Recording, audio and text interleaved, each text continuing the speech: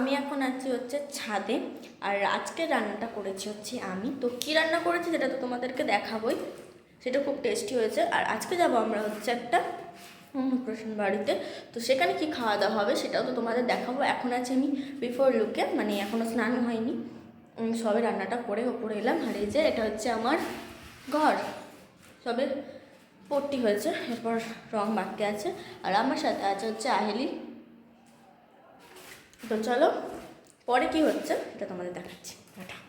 বললামই তো আমি আজকে রান্না করেছি, তো চলো খেয়ে দেখা যাক কেমন হয়েছে। ফার্স্টে গরম গরম ভাতের মধ্যে একটু লেবু চিপে নিয়ে নিলাম ডাল।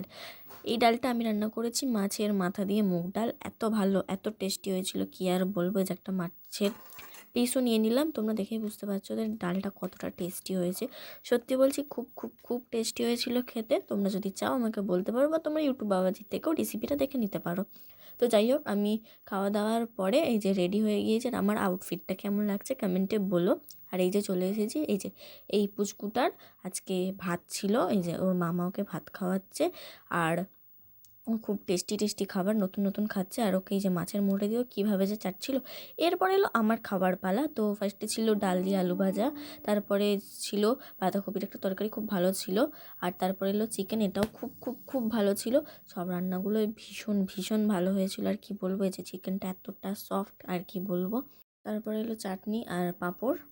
তারপর একটা কর্নেটো খেতে খেতে তো বাড়ি চলে এলাম, কিন্তু বাড়ি এসে সন্ধেবেলা করেছিলাম চুরমুর। জানিও তো ভালো হয়নি, তাও করেছিলাম, খেতে ইচ্ছে করছিল। চলো টাটা।